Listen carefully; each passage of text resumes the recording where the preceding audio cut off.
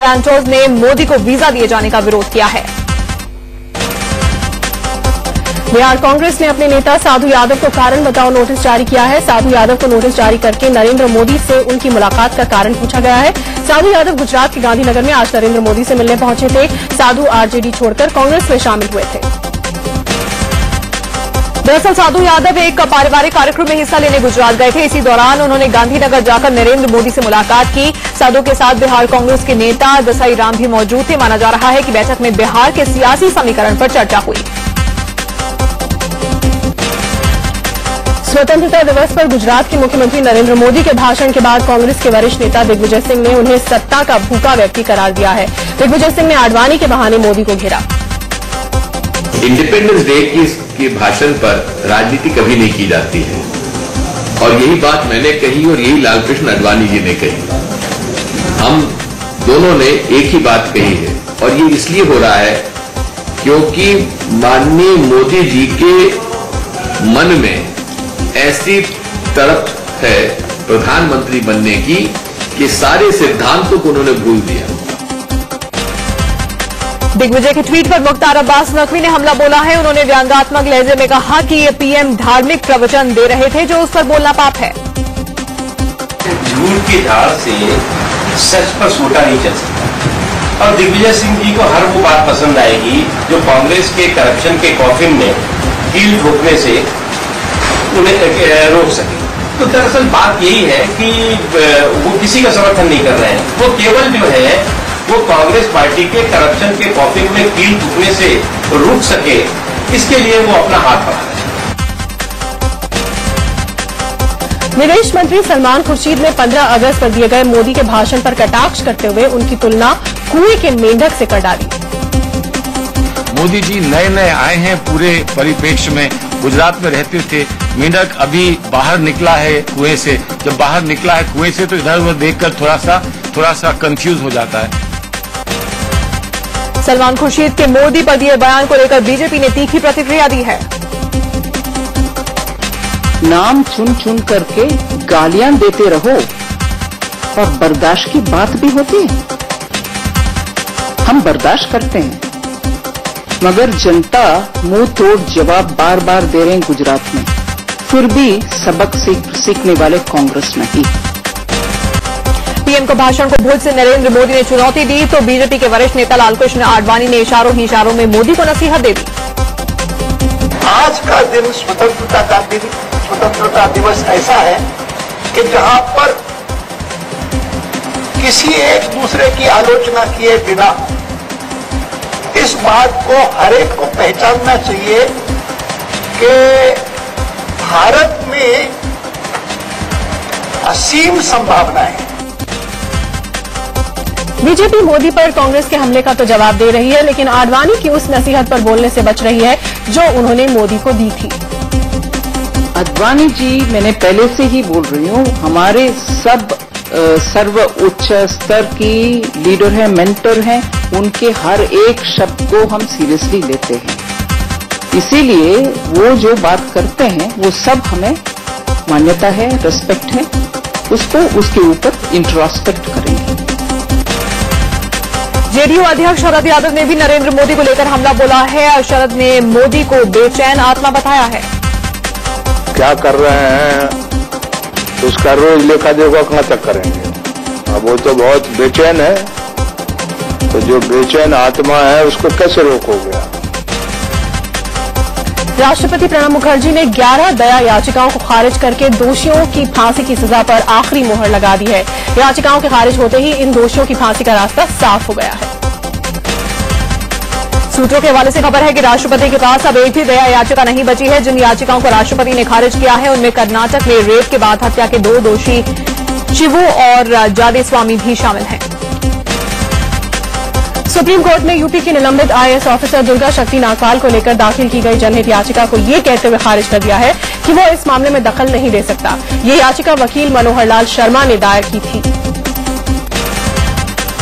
याचिका पर सुनवाई करते हुए कोर्ट ने कहा कि दुर्गा शक्ति इस बात के लिए सक्षम है कि वो अपनी बात सही मंच पर रख सके, लिहाजा इस तरह के मामले में लोकहित याचिका का मतलब नहीं है। कोर्ट ने यह भी कहा कि अगर दुर्गा शक्ति खुद कोर्ट आती है तो विचार किया जा सकता है कि उस पर सुनवाई हो या फिर न।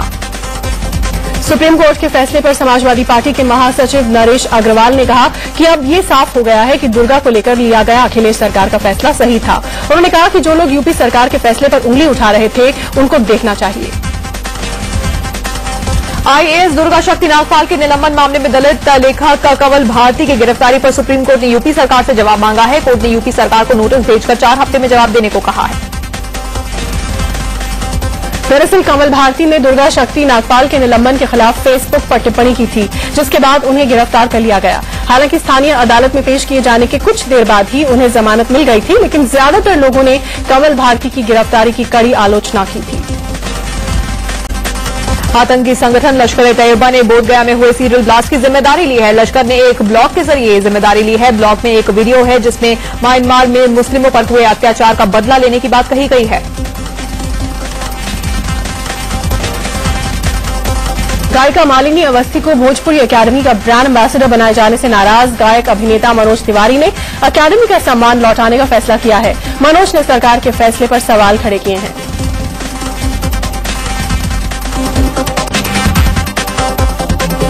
बात है कि बिहार भोजपुरी एकेडमी का कोई भोजपुरी कलाकार नहीं बचा।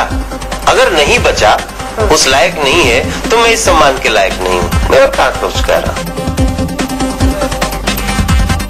केरल के मंत्रिमंडल ने सोलर घोटाले की न्यायिक जांच को मंजूरी दे दी है। इस घोटाले की जांच केरल हाईकोर्ट के एक जज की निगरानी में की जाएगी। मंत्रिमंडल बैठक के बाद मुख्यमंत्री ओमन चांडी ने कहा कि विपक्ष से सुझाव मिलने के बाद जांच की रूपरेखा तय होगी। मुंबई में दुर्घटनाग्रस्त हुई भारतीय नौसेना की पनडुब्बी आईएनएस सिंधुरक्षक से 4 नौसैनिकों के शव बरामद किए गए हैं। गोताखोरों ने आज ये शव बरामद किए। हालांकि सभी शवों की शिनाख्त नहीं की जा सकी है, इसलिए इनके सैंपल डीएनए टेस्ट के लिए भेजे जा रहे हैं। इससे पहले 14 अगस्त की रात मुंबई के कोलाबा नेवल डॉकयार्ड में आईएनएस सिंधुरक्षक में एक के बाद एक 2 धमाके हुए और आग लग गई। आग लगने के बाद धीरे धीरे सिंधुरक्षक डूब गया। हादसे के वक्त पनडुब्बी पर 18 नौसैनिक सवार थे। मुंबई के पनडुब्बी हादसे में कानपुर का एक नौसैनिक भी लापता है। जवान के लापता होने की खबर के बाद से घर वालों का रो रो कर बुरा हाल है। लेफ्टिनेंट कमांडर आलोक साहू की पत्नी को अपने पति का इंतजार है। मुंबई में हुए पनडुब्बी हादसे में एक बिहार का नौसैनिक भी लापता है। हादसे के बाद से भोजपुर गांव के सुनील कुमार का कोई पता नहीं है। सुनील के परिजन बेटे के इंतजार में दिल थाम कर टकटकी लगाए बैठे हैं। अमृतसर के नौसैनिक अतुल शर्मा भी सिंधुरक्षक हादसे में लापता हो गए हैं। वक्त बीतने के साथ ही उनके घर वालों की चिंता बढ़ती जा रही है। आज अतुल का जन्मदिन है, लेकिन उनके घर पे मायूसी छाई हुई है। पाकिस्तान ने कश्मीर के करगिल में सीजफायर का एक बार फिर से उल्लंघन किया है। सूत्रों की माने तो पाकिस्तान की ओर से करगिल के द्रास और काकसर में सीजफायर का उल्लंघन किया गया है। जम्मू कश्मीर में किश्तवाड़ में 8वें दिन भी कर्फ्यू जारी है। इस बीच केंद्रीय गृह सचिव अनिल गोस्वामी कानून और व्यवस्था का जायजा लेने जम्मू पहुंचे। उन्होंने एलओसी पर आरएसपुरा सेक्टर पर जाकर हालात का जायजा लिया। उन्होंने सुरक्षा बल के जवानों से मुलाकात की। मध्य प्रदेश में आगर को 91वां जिला बनाया गया है। मुख्यमंत्री शिवराज सिंह चौहान ने आगर को नया जिला बनाए जाने का औपचारिक ऐलान किया। 2 दिन पहले कैबिनेट ने आगर को नया जिला बनाए जाने को लेकर मुहर लगा दी थी। मध्य प्रदेश के मंडला में कांग्रेस की एकता रैली में दिग्विजय सिंह ने बीजेपी और संघ पर जमकर निशाना साधा। दिग्विजय ने कहा कि बीजेपी और संघ के संगठन मंत्री रेप के ठेके चला रहे हैं। इसके अलावा राजनाथ सिंह और नरेंद्र मोदी पर भी हमला बोला। बिहार बीजेपी वर्किंग कमेटी की बैठक आज से बोधगया में शुरू हो गई है। बैठक 16 और 17 अगस्त को बोधगया के एक होटल में चलेगी। इसमें राज्य के आला नेताओं के साथ जिला स्तर के नेता भी हिस्सा लेंगे। फैजाबाद में आम आदमी पार्टी पर फर्जी वाड़े का आरोप लगा है। आप के जिला सचिव ने प्रतिभा सम्मान समारोह के लिए हजारों बच्चों से 20 रुपए का फॉर्म भरवाया है। जब इंडिया न्यूज ने इस बारे में पूछा तो उन्होंने कहा कि लोग तो करोड़ों का घोटाला करते हैं। छत्तीसगढ़ के जसपुर में बीजेपी नेता दिलीप सिंह गरजूदेव के घर पर बीजेपी नेता उन्हें श्रद्धांजलि देने के लिए पहुंच रहे हैं। एमपी के मुख्यमंत्री शिवराज सिंह चौहान भी जूदेव के अंतिम दर्शन के लिए पहुंचे। दिल्ली एनसीआर में आज सुबह से करीब 5 घंटे तक झमाझम बारिश होती रही। करीब 5 घंटे की ये बारिश राहत के साथ आफत लेकर आई। तेज बारिश ने एक बार फिर से दिल्ली प्रशासन के दावों की पोल खोल दी है। बारिश होती रही, सड़कों पर पानी भर गया और जाम लगने लगा। साउथ दिल्ली के द्वारका में भी घंटों जाम लग गया। तेज बारिश से दिल्ली के कई हिस्सों में सड़कों पर पानी भरा और लंबा चौड़ा जाम लग गया। सेंट्रल दिल्ली के कई हिस्सों में जाम लगने से लोग घंटों फंसे रहे। तेज बारिश के बाद दिल्ली में जगह जगह जाम ही जाम नजर आ रहा था। आईटीओ एरिया में फुटओवर ब्रिज पर लंबा जाम लगने से सैकड़ों लोग फंस गए। ईस्ट दिल्ली में भी जलभराव से बुरा हाल देखने को मिला। यहां सड़कों पर पानी भर जाने से गाड़ियों की रफ्तार पर ब्रेक सा लग गया। वेस्ट दिल्ली के मोती नगर, तिलक नगर और जनकपुरी इलाकों में भी झमाझम बारिश हुई। बारिश के बाद यहां मौसम सुहाना हो गया। दिल्ली के अक्षरधाम इलाके में भी जाम लगने से लोगों को मुसीबत का सामना करना पड़ा। नोएडा से दिल्ली और दिल्ली से नोएडा दफ्तरों में जाने वाले लोग घंटों फंसे रहे। दिल्ली से सटे नोएडा में भी आज सुबह झमाझम बारिश हुई। बारिश से लोगों को जहां एक और गर्मी से निजात मिली, वहीं कई जगहों पर लोगों को जल जमाव की समस्या से भी दो चार होना पड़ा। एनसीआर के ज्यादातर हिस्सों में बारिश के बाद चारों तरफ तालाब ही तालाब नजर आने लगे। कुछ ही घंटे की बारिश ने नगर निगम के दावों की पोल खोलकर रख दी। गाजियाबाद में भी सुबह सुबह तेज बारिश हुई। बारिश की वजह से मौसम ठंडा हो गया। वाराणसी में गंगा का बढ़ता जलस्तर लोगों के लिए मुसीबत बन गया है। 10 साल बाद यहां गंगा खतरे के निशान को पार कर गई है। गंगा का पानी तटीय इलाकों में घुस चुका है और अब ये घाटों को डुबोते हुए शहर का रुख कर रहा है। फरीदाबाद में भी आज सुबह करीब 3 घंटे तेज बारिश हुई। बारिश से सड़कें पानी से लबालब भर गई। हरियाणा में यमुना का बढ़ता जलस्तर लोगों की मुसीबत का सबब बना हुआ है। इंद्री में यमुना के चलते हो रहे कटाव से दर्जनों गांवों पर बाढ़ का खतरा मंडरा रहा है। दिल्ली में शुक्रवार का दिन सफर कर रहे लोगों के लिए मुसीबतों भरा रहा। एक तरफ जहां बारिश की वजह से सड़कों पर जाम लग गया, वहीं तकनीकी खराबी की वजह से मेट्रो 30 से 40 मिनट लेट चली। रुपए में कमजोरी के बाद आज शेयर बाजार भी औंधे मुंह गिर गया। बीएसई सेंसेक्स 725 अंक लुढ़ककर 19,000 के स्तर से नीचे चला गया। वहीं नेशनल स्टॉक एक्सचेंज का संवेदी सूचकांक निफ्टी भी 5,600 के स्तर से नीचे पहुंच गया। बाजार में भारी गिरावट और रुपये में कमजोरी होने की वजह से सोने की कीमत में जबरदस्त उछाल आया है। आज सोने की कीमत में 1,200 रुपये का उछाल आया। अब 10 ग्राम सोने की कीमत 30,000 के पार पहुंच गई है। डॉलर के मुकाबले रुपए में लगातार गिरावट जारी है। डॉलर के मुकाबले आज रुपया सबसे निचले स्तर पर पहुंच गया है। $1 की कीमत 62 रुपये तक पहुंच गई है, जिससे विदेशों से आयात होने वाली वस्तुओं के दाम बढ़ गए हैं। राजस्थान के झालावाड़ में एक मजदूर की मौत के बाद जमकर बवाल हुआ। गुस्साए लोगों ने पुलिस पर पथराव किया और कई गाड़ियों को आग के हवाले कर दिया। बाद में झालरा पाटन इलाके में इस बवाल के बाद तनाव मचा हुआ है।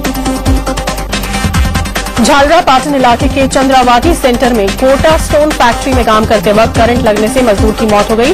मौत के बाद फैक्ट्री में पुलिस पहुंची तो कुछ ही देर में बाहर दर्जनों लोग जमा हो गए, जिन्होंने हंगामा शुरू कर दिया। पटना सिटी के मंसूरगंज इलाके में हादसे पर जमकर हंगामा हुआ। दरअसल यहां पर एक बेकाबू स्कूल बस की चपेट में आने से एक शख्स की मौत हो गई, जिस पर लोग भड़क गए थे।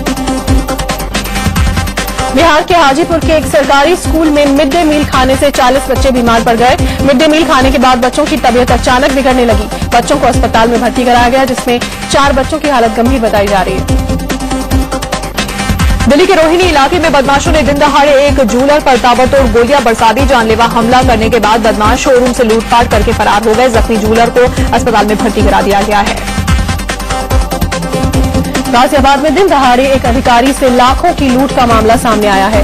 भारत प्रसाद अपनी पत्नी के साथ ऑटो में दिल्ली से गाजियाबाद की तरफ जा रहे थे। करीब आधा दर्जन बाइक सवार बदमाशों ने ऑटो रोककर दोनों से लूटपाट की। भारत प्रसाद यूपी सरकार के स्टेट फाइनेंशियल मॉनिटरिंग कमेटी के अधिकारी हैं। भारत और उनकी पत्नी गोरखपुर से दिल्ली ट्रेन से आ रहे थे और दिल्ली से उन्होंने गाजियाबाद के लिए ऑटो का। भारत के मुताबिक उनसे 3 लाख का सामान लूट लिया गया। Red light area GB road से छुड़ाई गई एक लड़की के घर वालों को जब पुलिस नहीं तलाश पाई तो पुलिस ने लड़की को फिर से वहीं पर छोड़ दिया। दिल्ली हाईकोर्ट ने दिल्ली पुलिस और दिल्ली सरकार से लड़की के पुनर्वास पर नोटिस देकर जवाब मांगा है। दरअसल 2.5 महीने पहले पुलिस ने एनजीओ के साथ मिलकर देह व्यापार में लगी 2 लड़कियों को आजाद कराया था, जिनमें से एक लड़की के मां बाप उसे वापस ले गए थे, लेकिन दूसरी लड़की के घर वाले उसे लेने नहीं आए, जिसके बाद पुलिस ने लड़की को नारी निकेतन भेजने के बजाय दोबारा रेड लाइट एरिया में भेज दिया।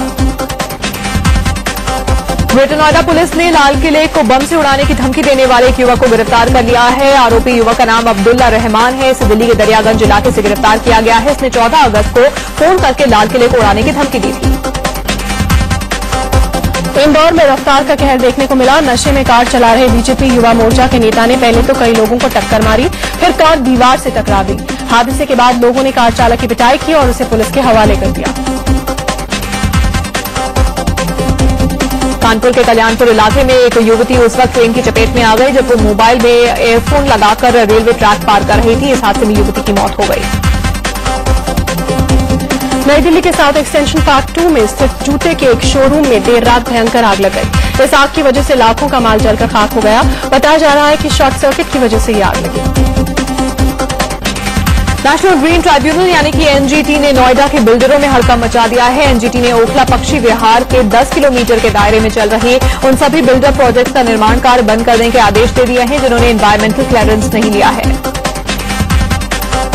ग्रेटर नोएडा के बादलपुर इलाके में एक नाबालिग लड़की से गैंगरेप का मामला सामने आया है। पुलिस ने एक आरोपी को पकड़ लिया है और 2 आरोपियों की तलाश जारी है। पीड़ित के मुताबिक शिकायत करने पर आरोपियों ने उसे जान से मारने की धमकी दी है।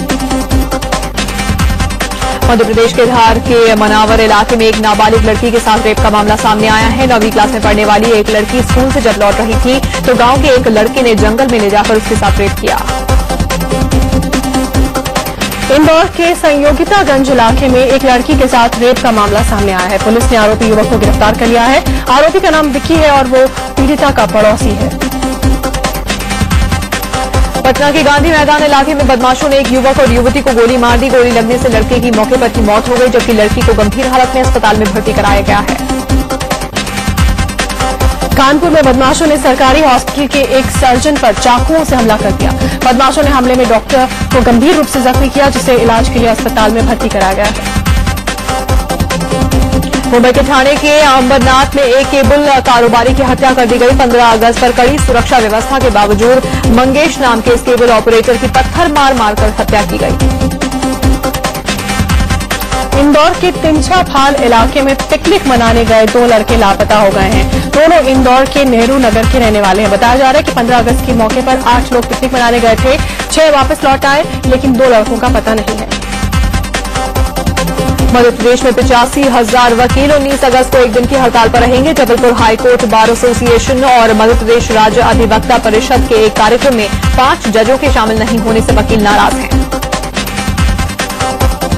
मुंबई के मध्य रेलवे के आरपीएफ के आईजी अनिल कुमार पर गंभीर आरोप लगे हैं। आरपीएफ के ही एक कर्मचारी ने आरोप लगाया है कि 1998 में अनिल कुमार ने उससे 10,000 रुपए बतौर रिश्वत मांगे थे।